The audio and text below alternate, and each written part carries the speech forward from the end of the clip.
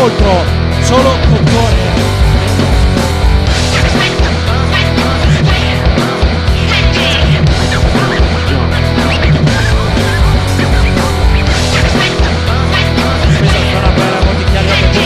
La bocca questa è la magia. Johnny Falconi